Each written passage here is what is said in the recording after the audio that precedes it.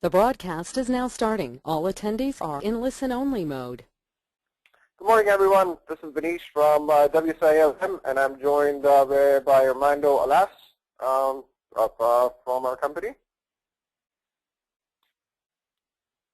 Armando, you there? Good morning, everyone. Great to be here. Yep. Can you hear me? Yeah, I can. Now, yeah, Hello? there's a bit of a lag. It's good now. Okay. Well, good morning, everyone.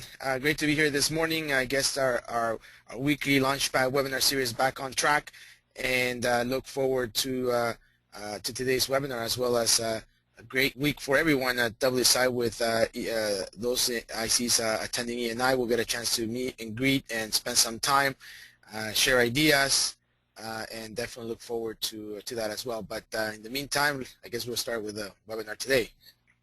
All right, terrific. Thanks, Armando. Yep, apologies for the glitch last week. The seminar series ran out, and GoToMeeting had some sort of a glitch where they didn't send us any notification of the series finishing. So we had to kind of get that fixed up, get the series started up once again. So we're good for another 6 months. We've set the series up, and the registration's been great. So thanks for all your participation to all the ICs. This really is quite encouraging, because the whole LaunchPad webinar series is really dedicated towards educating you on what's happening out there in the industry. So thanks for your continued participation, and I look forward to your continued questions in our Q&A session. And also, if you have any ideas or have any thoughts on how we could potentially make the LaunchPad webinars even better, please definitely shoot us an email at info@wsialm.com. I know a lot of you have direct interactions with Armando, so feel free to shoot Armando an email, or even when you're having conversations with Armando, if there's any ideas that you have about the webinar on how we can make it better, please, by all means, we are definitely open to all sorts of feedback. And there's a lot of new initiatives that are planned for the last quarter of 2014 plus 2015. We're going to be starting to interview IC experts in certain verticals and segments. So the interviews are going to be starting up. They're going to be a part of our LaunchPad webinar series. We want to showcase experts.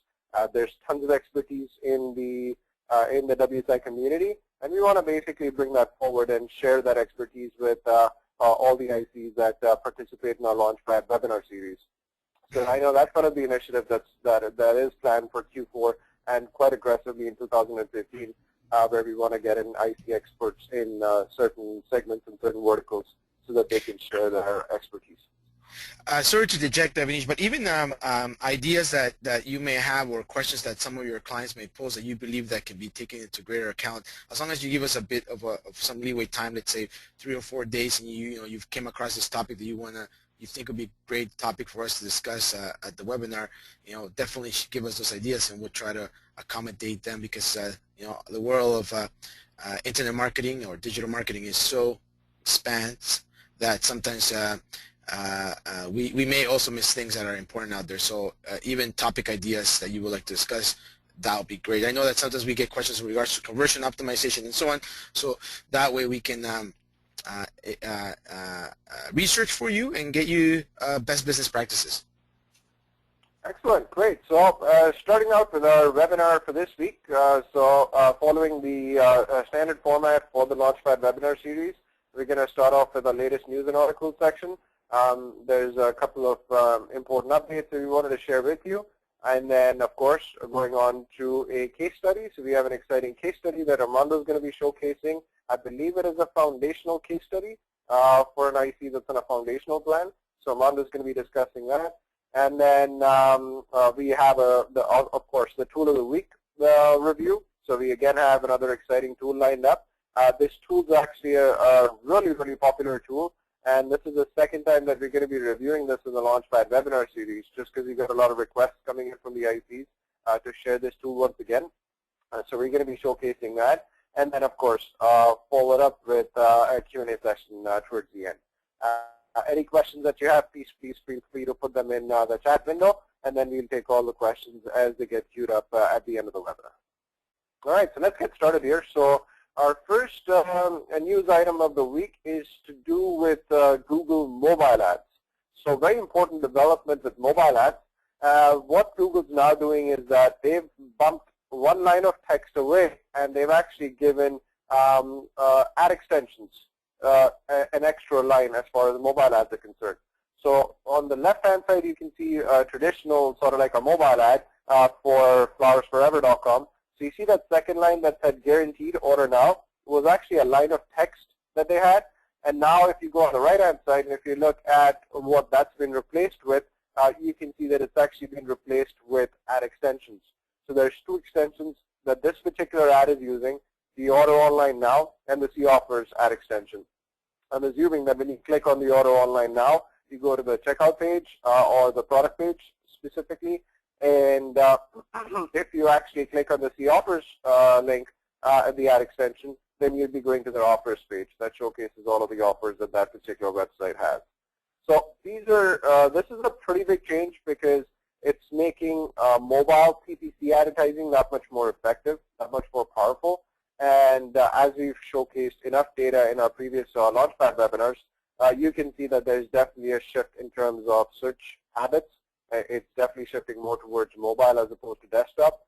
Mobile's already, on an average, 30-odd% in terms of percentages of searches that are taking place all across. And that's only going to be going up. So Google's changing with the times. They're now making their mobile ads, their PPC ads a lot more dynamic. And the ad extensions should definitely help because even in our example, when we are running PPC campaigns for our clients, we are seeing that the ad extensions that we run are getting great traction. And the beauty with the ad extensions is that you can actually send them to specific pages on your website. Well, that's the beauty of ad extensions. So Google's moving with the times, and they're making the mobile PPC advertising a lot more effective by utilizing this tactic, even for mobile ads. Great. So that was our first news item of the week. The second news item also has to do with Google, and what they're now doing is that they're bringing PLAs, product listing ads, to third-party sites like Walmart. So for the ICs that are not aware of what product listing ads are, so Google PPC has a whole section called for product listing ads, which was earlier called Google Shopping. Google Shopping was then merged with your PPC account, which was a part of the Merchant Center, and now everything is within your PPC account itself. Okay. So product listing ads, I'm just going to give you a little bit of a brief background. Product listing ads enable you to have an image of your product displayed right in Google itself. So when somebody's searching for, let's say, baseball bats, like, I can give you a quick search here. If I go in and if I go to google.com, just going to do a quick search here, and then I'm going to type in baseball bats.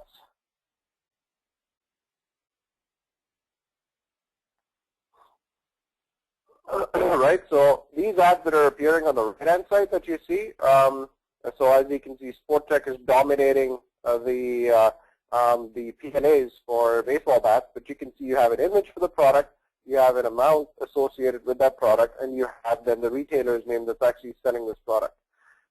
We've mentioned PLAs before. This is a huge hidden opportunity that not a lot of companies are taking advantage of, which is why you have the likes of a Sport Tech that's just monopolizing the entire PLA profile for this particular search, baseball bats. Trust me, Google doesn't want monopoly, right? They don't want one company showing up in their PLAs or their ads, but it just shows us that there's not enough people that are actually bidding on a PLA, a product listing ad format in PPC for baseball bats, which is why you have Sport Tech that's literally got a monopoly across the board for PLAs. So there's a whole process in terms of how you set up PLAs, but it's a part of like standard PPC advertising. And the latest news with regards to the PLAs is that Google now is actually tying up with third-party sites that get a lot of traffic and also retailer sites like Walmart, and you can actually see the PLAs come up in the actual website itself, like Walmart, right? And you can control this through through your advertising console, through your panel in Google AdWords. But this is really powerful because now if you do PLAs, you can actually have your products showcased in sites like Walmart, which is massive, and you can only imagine how much traffic a site like Walmart gets on a month-to-month basis, right? And PLAs are known to have a higher click-through rate just because they also have an image associated with the search. So they definitely have better click-through rates and they have better conversion rates. We're running a few different PLA campaigns for a few different clients in different industries. One of the industries is the nutrition industry that we're running some campaigns for. And the PLAs are making a huge difference in our conversions, both for the US and for Canada. So now with Google opening up PLAs to sites like Walmart, it's just going to make this even more powerful as a tactic. So if you're not utilizing PLAs and you do have a product-based, a service that's or a client that's product-based that actually sells products, then you're definitely missing out on a huge opportunity, and you should get in touch with your service provider to get more information on PLAs and getting them set up for your campaigns, because this is getting some great conversions. All right, so moving on to our next news item of the week. There's a great article on search engine land that we wanted to showcase in today's webinar that talks about the two types of rich media that your SEO plan cannot ignore.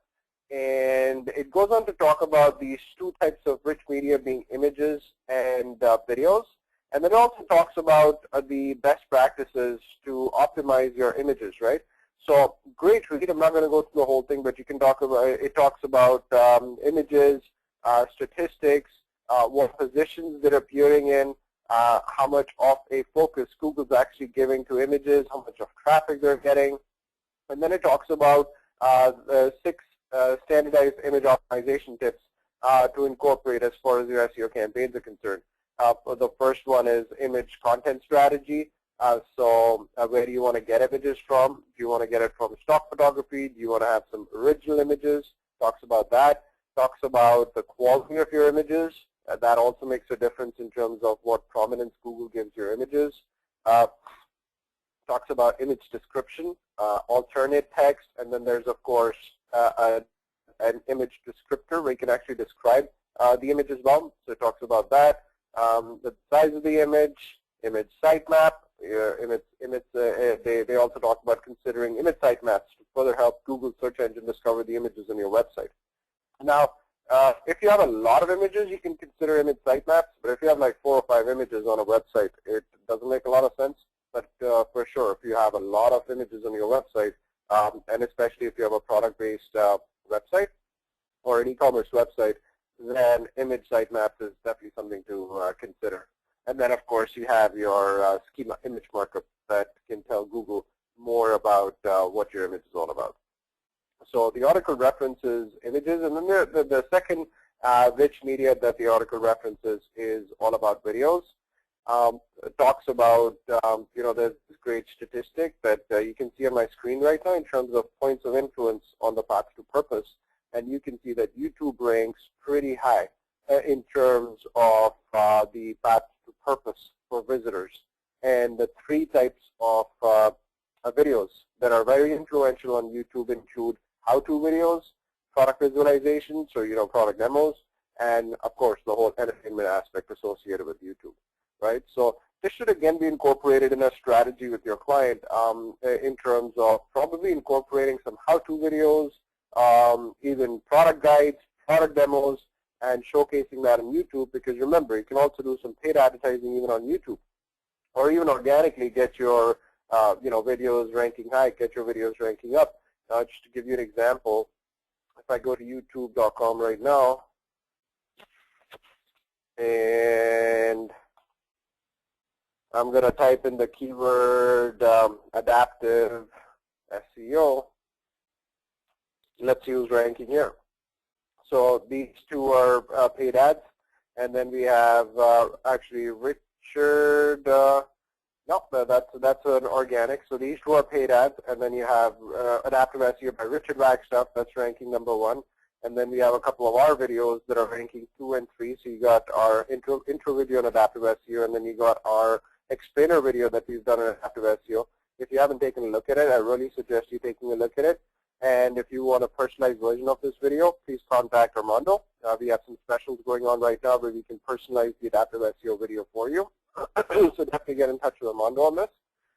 So as you can see, there's a bunch of other adaptive SEO videos as well, right? So this article goes on to talk about what you potentially can be doing with regards to optimizing your videos better. So some of the things that it talks about, let's take a look here. Content strategy, again, just make sure that your video is a part and a mix of your overall content strategy that you have for your clients.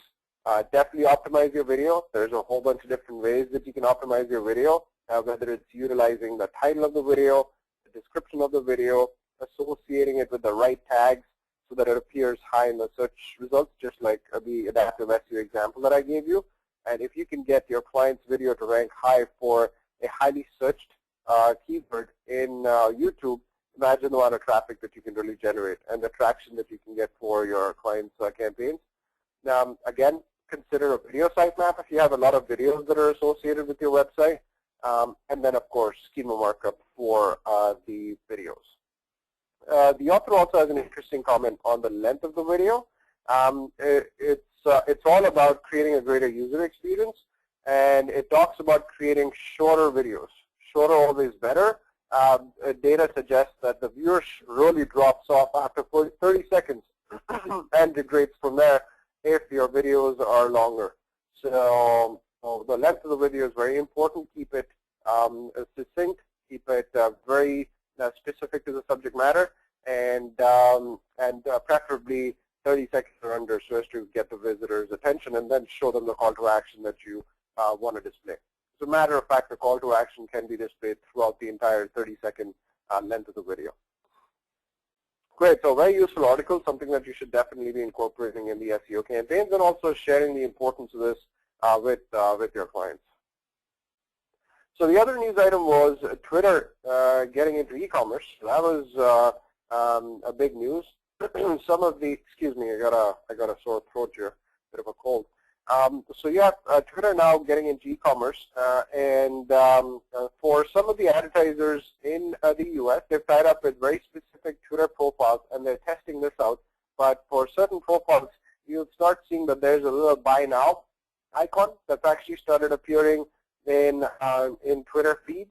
So, for example, in this case, you have this whole T-shirt that's Dance Red Save Lives. It's been signed by David Guetta, the DJ, and it's $75. And then you can see that there's actually a buy now link that's appearing in this profile, in this tweet, and you can actually click on the buy now icon. Twitter has their own payment mechanism, and you can actually buy this, purchase this T-shirt right off Twitter itself. So an interesting foray by Twitter into e-commerce. And let's see how this plays out, because if it does play out well, then this is going to be an interesting place to advertise your products with your clients as well, because this is a limitation. Twitter and Facebook, you can really have buy now actions. But we covered a couple of months back, Facebook started testing out buy now icons in their profiles, and Twitter is also going in the same direction. Again, it's all about making money, right? Both these companies are public. They're obviously under an intense amount of pressure to be profitable companies, be profitable entities, so the shareholders gain. And they're exhausting all means possible of increasing their revenues. So the next natural, I would say, the next natural act of progression is to get into commerce, just based on the huge amount of traffic that these channels have. Now, if you'd like more information on this, there's a whole article that Advertising Age, the magazine and the online version did, and you can actually read more about it. As I mentioned, this feature is now being introduced to artists, it's been introduced to nonprofits, and a couple of brands have been given access to this feature, and they're testing this out. They want to see as to how this works out, and if it does work out well, then they're going to be expanding this across the board to their entire network. So it's definitely something to keep in mind, and something to look forward to. Okay, so our next news item was the latest market share stats that were disclosed by the ComScore matrix. ComScore is the organization that tracks the market share for the different search engines across the U.S. So when we're looking at Google for the month of August, relatively unchanged. In July, they're at 67.4. In August, they're at about 67.3, so they're pretty strong at that 67% range. Haven't changed much from there for the past however many years. And then Microsoft, amazing jump, just continues. They're obviously taking the share away from Yahoo. Yahoo was where Microsoft is at today in terms of their share of search, I'd say probably a couple of years back. Microsoft, MSN, Bing, and their properties are at about 19.4%, with Yahoo at about 10%. So Bing has really kind of taken over as the main competitor to Google. But do bear in mind that Bing and Yahoo have a tie-up in the U.S., right? So, I mean, when you're looking at the combined share, you're looking at almost 30%, right, which is pretty significant. So, again, do make Google and Bing a part of your marketing strategy, a part of your marketing tactic. And we've shared this information in the past where we're actually seeing much better cost per acquisition return on Bing as compared to Google for some of the campaigns that we're running. So Bing is definitely a hidden opportunity for a lot of industries, for a lot of markets, just because of the lack of competition. There isn't a lot of competition that's bidding aggressively on Bing, as opposed to Google, where, I mean, the whole world knows about Google and they're going out and advertising pretty aggressively. Bing is definitely still a great avenue for getting some really good conversions at a very low cost per conversion. So when you're looking at an overall cost per conversion, Google plus Bing, it sort of balances it out. You get a better cost per conversion. So something definitely to keep in mind. Sorry, you wanted to add something, Amanda? Yeah, Vinisha, as you know, you and I were at the Bing breakfast here in Toronto about 2 weeks ago, and one of the questions that came from the attendees was in regards to how does Bing plan to eat away a little bit of Google's market share, and the VP had a pretty good and interesting answer in regards to the fact that they understand that Google is the big gorilla, right? However, from their end, in order to cater to or focus on their target audience, which I think it was over I think it was over 40. Typically, the audience that is within the Bing and Yahoo network are people that are over 40. He mentioned that apart from their relationship with Nokia and making the Bing Bing the default browser of their products, their telephone, Xbox, all of their software, they're trying to make sure that they can position the Bing toolbar as well as the Bing browser into all of their new products. So I don't know if you recall that he really mentioned that they're putting a push of that, and that they understand that they're not going to get to 67%, but if they can just, take away, 22, 23, 24, 25, that'll be, for them it'll be good because of the fact that they're putting all of their efforts into all of these other mediums where they can by default have the Bing browser. Yeah, absolutely. A good point, Armando. There's a great presentation that Andrew, one of the Bing search evangelists from the company, presented. It was good to hear kind of like some of the ideas, some of the thoughts that Bing had in terms of how they were expanding the market share. As a matter of fact, we have another Bing meeting coming up in October, so we keep you posted on all the nuggets and useful bits of information that we get from Bing in the next meeting in October, and definitely share that with you. Great. Thanks for that, Armando. All right, so I had an interesting article on Mashable. We wanted to share that with you because there is some ICs that are definitely going after the pet industry, and this comes along the lines of us having attended one of the biggest shows in the pet industry in Toronto. It's the PJAC, the Pet Association show, and we were there recently, and it just blew our mind away. We were at the invitation of one of the ICs, and it just blew our mind away to try and to see how low the adoption of digital has been in the pet industry.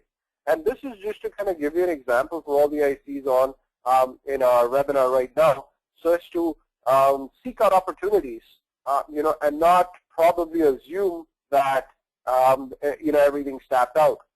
I mean, the pet industry, you'd expect them to have gone digital. You'd expect them to have embraced digital, and you'd expect them to, have the top-of-the-line websites and all their products being showcased online. Well, take a look at this statistic. So we went to this show. There's about 350 different exhibitors at the show. The IC had an official invitation from the association for this show. And out of the 350 exhibitors, I would say that we had direct conversations with about 100, 150 of them. Out of these 100, 150, I can safely say that 80% of these pet vendors that were there at the show had not upgraded their website or looked at their website in terms of an upgrade or done anything as far as the website was concerned for over 5 years or more. I'm just talking about 5 years as a benchmark. And the pet industry is supposed to be a $10 to a $12 billion industry in 2015. So imagine the amount of opportunity just right there where 80% of the vendors that were actually spending money in that trade show, that were actually putting out, showcasing their products and services there, over 80% of them had not touched their website in 5 years or done any sort of like updates or upgrades or just launched brand new websites. Forget responsive. Forget mobile websites. I'm talking about standard desktop websites.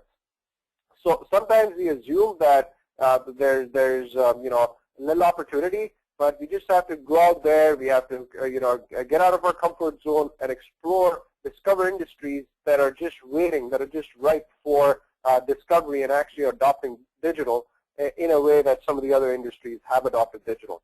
So that was a stat that I thought we'd share with you because it just kind of blew us away to see how poor the digital adoption had been in the pet industry overall. And that was something that the association resonated as well, and they said that, yep, the industry has been very slow to adopt digital. And the services aspect, when it comes to pet sitters, when it comes to grooming services, is supposed to be the fastest growing industry within the pet segment in 2015.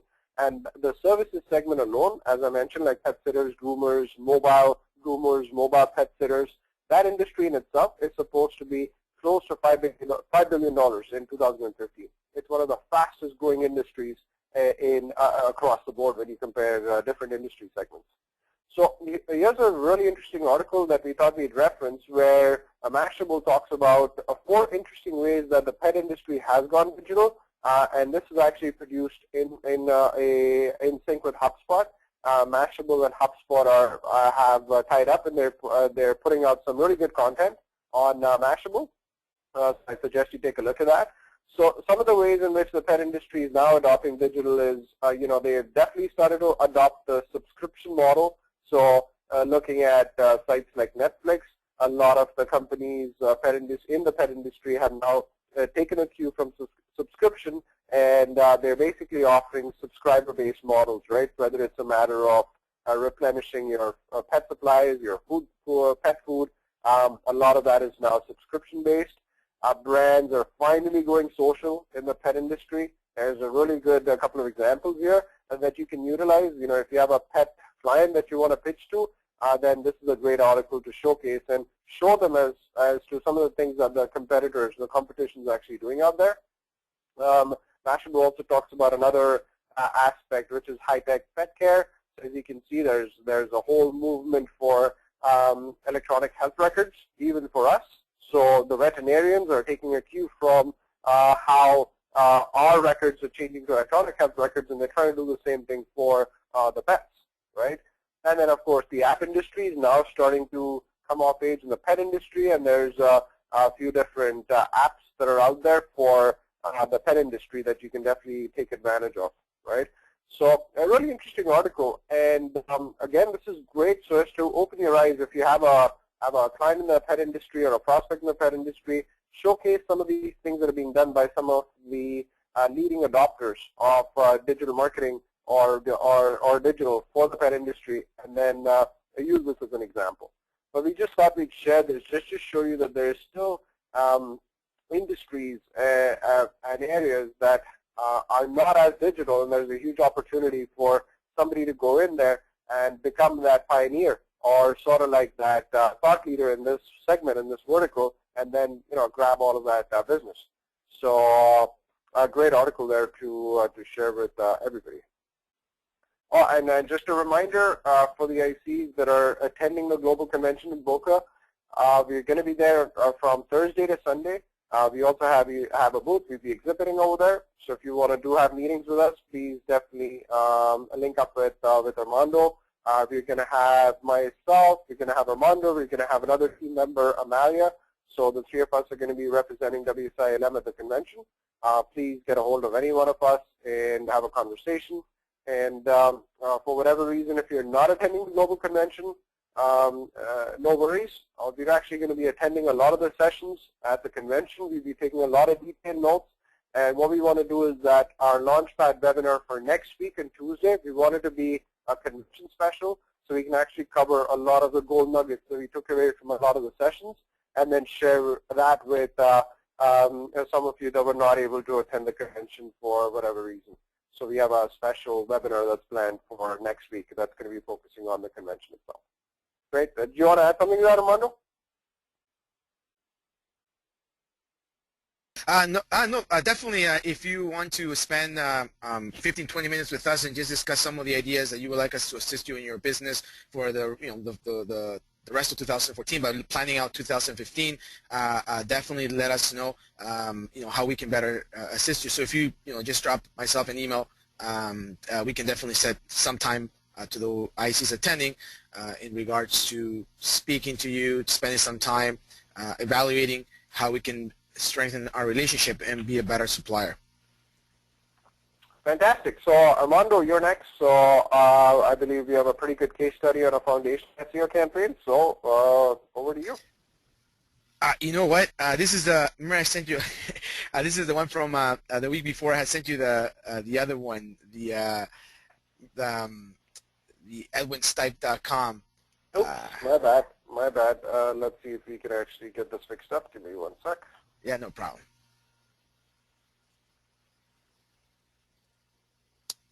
Yeah, just give us a second. A bit of a technical. I think this was the one that we did about 2 weeks ago. 2 weeks back, right? Okay. One Yeah. sec. So I think I got the long slides in there. Give me one sec. I'm just going to pull up the right one.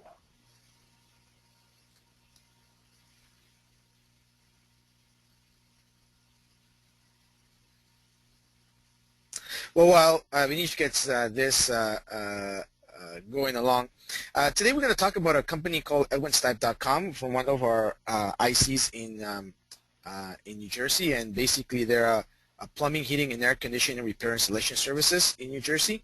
I know that sometimes we get questions in regards to HVAC companies, and this is one. This was a specific.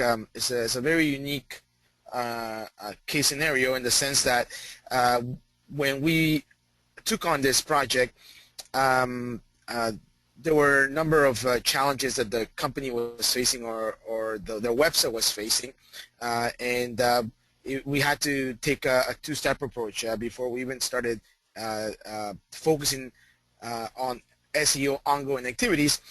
We had to work with the IC in order to do a bit of cleanup on the website. So definitely we'll share some of the things that we did, we focused on, and we were able to, oh, there we go. Excellent. Thank you, Vinish. Yep. So it's Edwin Stipe. This is a good case scenario if you are in the HVAC, if you have some clients in the HVAC vertical. And when we took on this site, I was saying traffic was down, rankings were down. There was an assumption that the website was penalized because they were doing a bit of outdated SEO practices. The client was getting a bit anxious as they relied on the website to generate leads, and leads had dropped massively. And the website, even design, had broken links, broken images. There was a number of things that were, from an aesthetic point of view, were not correct. On top of that, from a technical perspective, we did find that the website was over-optimized with spammy practices, keyword stuffing, a bit of duplicate content as well we found on the site. The URL structure was not SEO friendly. They had dynamic URLs. If I recall, this specific website, it's a .NET website. So as you know, when you're working with .NET, sometimes the URL structure tends to be dynamic. So we had to do a bit of fixing on that with the IC, and There was also a duplicate metadata, and overall, when we did the Google Webmaster Tools analysis, it required HTML improvements. So how we got about working with this project and the IC was, first of all, we did do a complementary SEO analysis.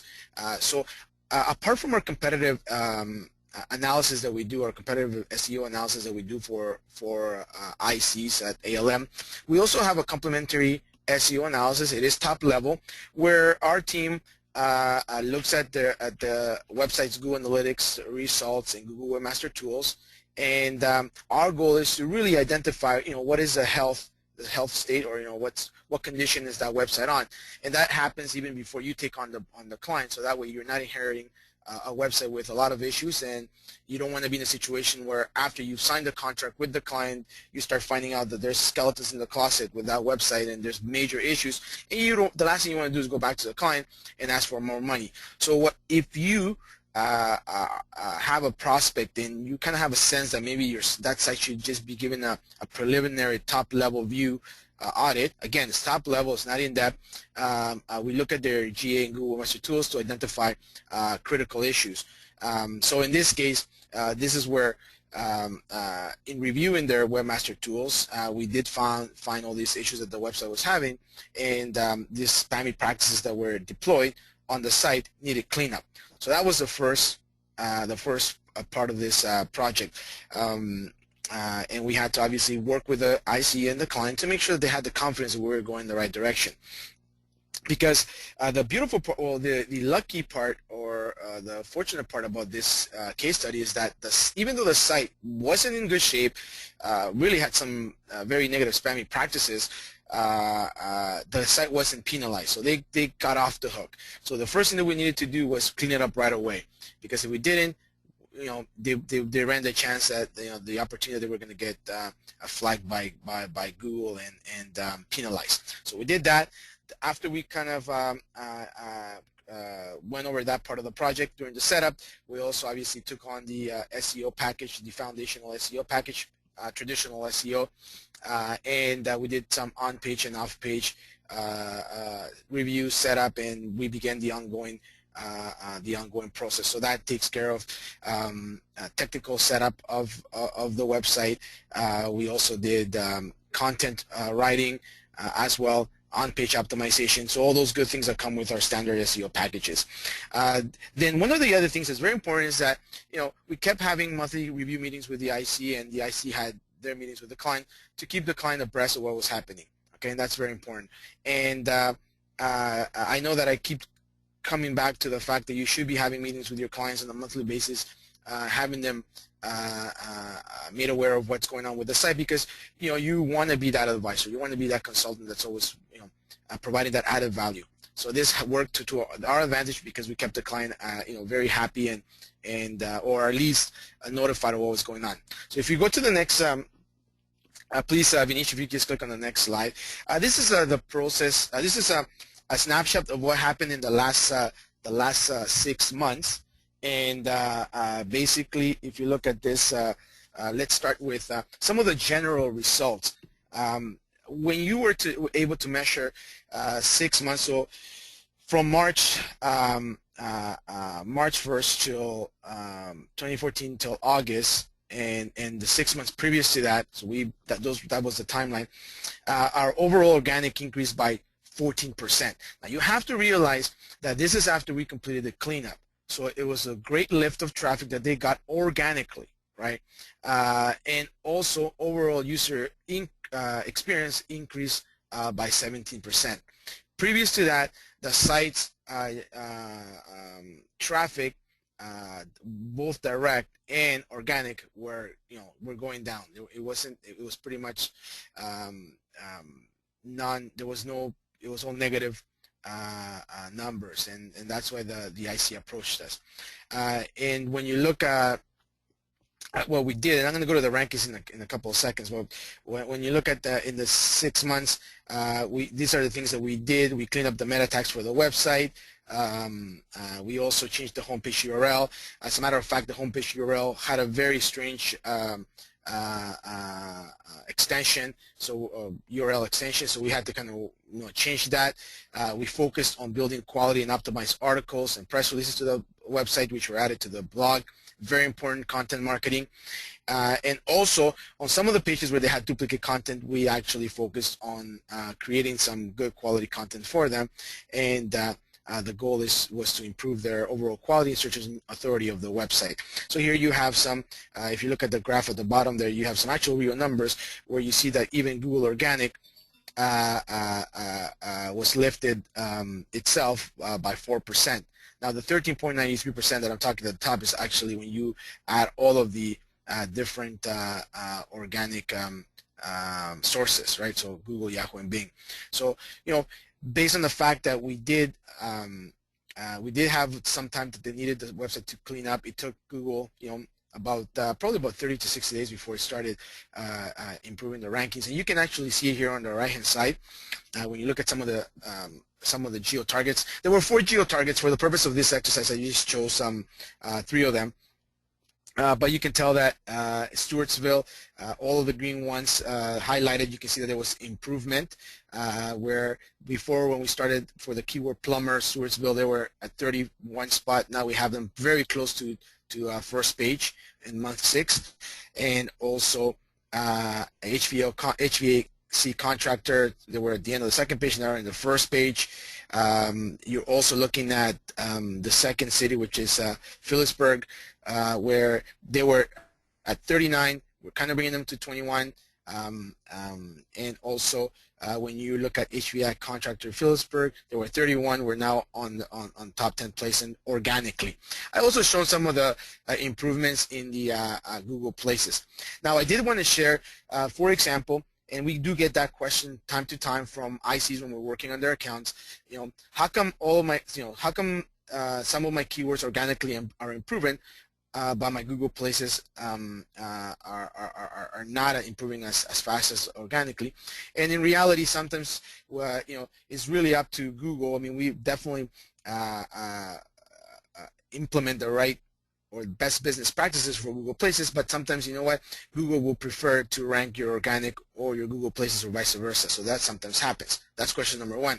Question number 2 is the fact that, as individuals, we want to see improvement across the board, but it's okay to have, some red numbers month to month, because you got to remember that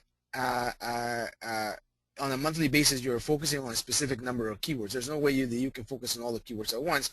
So from time to time, you will have keywords, like for example, in this one, furnace repair Phillipsburg, where we're putting our efforts now into that keyword for this specific geo target because it wasn't performing as well. Where we're still at 7th spot on Google Organic, and we are on 3rd spot on Google Places. We're still in the first page. We want to lift those results to 3, 2, and 1 places. It's just going to take some time, but just wanted to highlight that as well, that you will have those discrepancies or those numbers.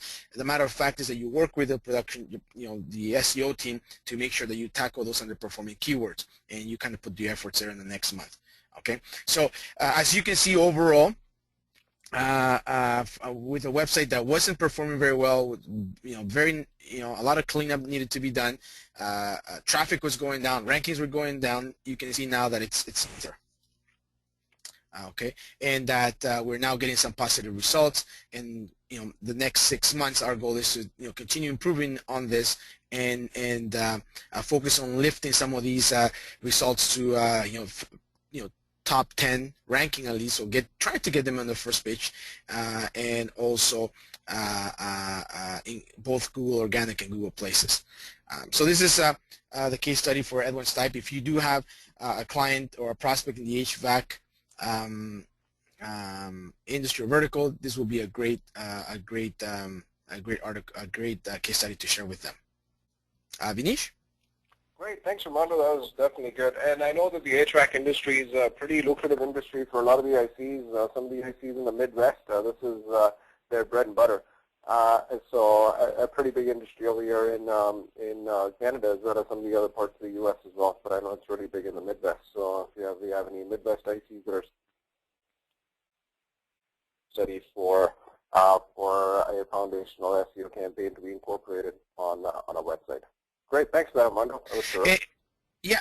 Just the last thing to add, and unfortunately, these companies tend to be praised from basement SEO companies, SEO specialists that are under-trained, under-certified, and they start working with these companies. Obviously, the HVAC. This is what I've noticed in working with them, is that they want to go for cost-effective solutions, but little do they know that these individuals do implement very negative practices. So, just showing you this case, it wasn't it's not the first case. I mean, we've dealt with other type of cases within the HVAC industry where, for some reason, they tend to go with the SEO agencies that are at the bottom of the quality scale, and then they end up paying the price. Yeah, absolutely, absolutely. And I think it's a matter of looking at cost as opposed to the actual deliverables. And a lot of the times the clients unfortunately go with cost as opposed to deliverables. And then these are the clients that come on later on knocking in our doors where they've been penalized by Google, and then we have to actually reverse engineer the whole process of first cleaning out all of their backlink profiles and then starting up on a positive footing in terms of getting them to rank. Great, thanks again for that, Armando. That was great. So this week we have this particular tool that we're going to be reviewing. We've reviewed this, I believe, about 7 or 8 months back. We got some great responses on the ICs, and they wanted us to showcase this tool once again.